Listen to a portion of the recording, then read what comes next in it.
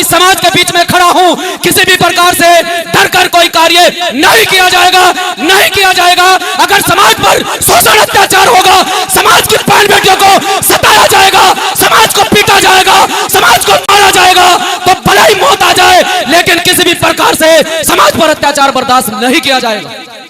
आज एक साथी से मेरी बात चल रही थी, तो वो साथी किसी और कास्ट का था, और आपको पता है कि हमें लोग किस नजरों से देखते हैं।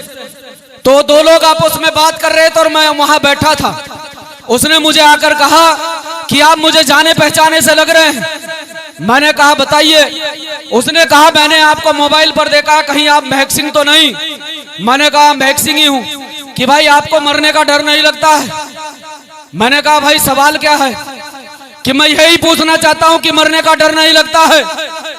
मैंने कहा मेरे महापुरुषों ने इतना संघर्ष किया है, इतना बलिदान इस समाज के प्रति दिया है, जो समाज आज खुद मरने की कगार पर खड़ा हो, तो मुझे किसी भी प्रकार का भय, किसी भी प्रकार का डर नहीं है। उसका सीधा सवाल यह था कि मैं जब भी मोबाइल पर देखता हूं तो भाई चंद्रशेखर आजाद ने ऐसे ऐसे साथी पैदा कर दिए हैं कि शासन प्रशासन की आंखों में आंखें डालकर बात करते हैं। तो मैंने सिर्फ उसे यही कहा कि अगर हमारे समाज को आप लोग ऐसा ही देखना चाहते हैं तो मैं गुरु महाराज जी से आज सत्संग में अरदास करूंगा कि मुझे अगर अगला जन्म मिले और आपकी अरदास कबूल हो तो मुझे इंसान नहीं जानवर बनाए, क्योंकि जब तक मैं इंसान हूं और जब तक मैं इस समाज के बीच में खड़ा हूं, किसी भी प्रकार से डर कर कोई कार्य नहीं किया जाएगा, नहीं किया जाएगा। अगर समाज पर शोषण अत्याचार होगा, समाज की बहन बेटियों को सताया जाएगा, समाज को पीटा जाएगा, समाज को मारा जाएगा, तो भले ही मौत आ जाए, लेकिन किसी भी प्रकार से समाज पर अत्याचार बर्दाश्त नहीं किया जाएगा। आप ही के बराबर में एक प्रकरण हुआ, लगातार हम लोग उसमें लगे हुए हैं। वो लोग मजबूत स्थिति में है, उनके लोग मजबूत स्थिति में बैठे हैं।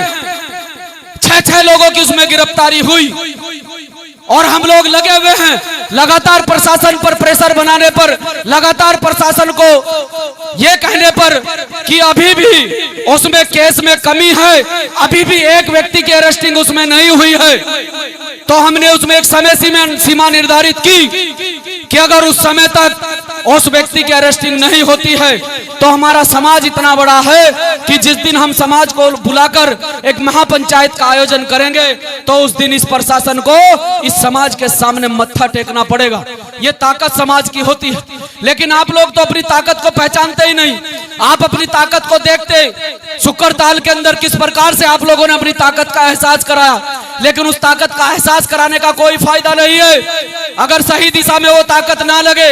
हम तो वहां खाने के ऊपर एक दूसरे को धक्का मार रहे हैं, हम मत्था टेकने के ऊपर एक दूसरे को धक्का मार रहे हैं।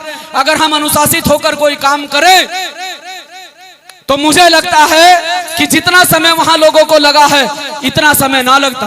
अभी भी यहां से कई बार कहा गया है कि भाई ये जो लोग खड़े हैं बेशर्मों की तरह अंदर आकर बैठ जाओ, मुझे बुलाना मत बुलाना, मुझे कोई फर्क नहीं पड़ता है, मुझे कोई फर्क नहीं पड़ता। मैं मुंह पर बोलकर जाता हूं, जो मुझे बोलना होता है। ये बच्चा मुझे जानता है, बहुत लंबे समय से मुझे देख रहा है। मैं जब भी किसी जागरण में किसी प्रोग्राम में जाता हूं ये मुझे वहीं मिलता है। हमारे गुरुजी यहां से चिल्लाते रहते हैं कि भाई बैठ जाओ, भाई बैठ जाओ। तो भैया जब तुम अपने गुरुओं की नहीं मानोगे तो मुझे लगता है तुम अपने माँ बाप की खाक मानते होंगे। जब तुम अपने गुरुओं की कही हुई वाणियों पर नहीं चलोगे, जब तुम अपने गुरुओं की बात नहीं मानोगे तो माँ बाप की क्या खाक मानते होंगे।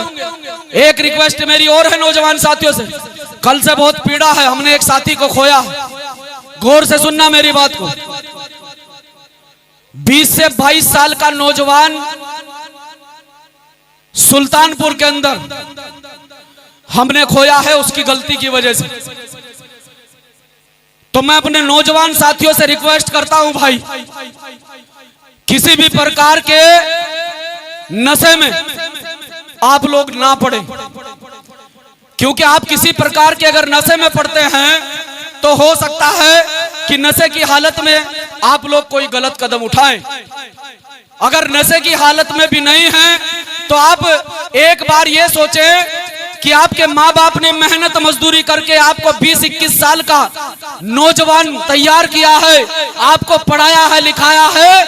आपकी माँ पर, आपके बाप पर क्या बीतेगी, कुछ गलत करने से पहले एक बार सोच लेना। सुल्तानपुर में एक नौजवान साथी ने जहर खाया और वो नौजवान साथी आज हमारे बीच में नहीं है। कोई भी समस्या हो, मैं मानता हूं कि उसको कोई समस्या होगी, रिश्ते को लेकर, किसी लड़की को लेकर, घर वालों को लेकर, लेकिन सब समस्याओं का समाधान है।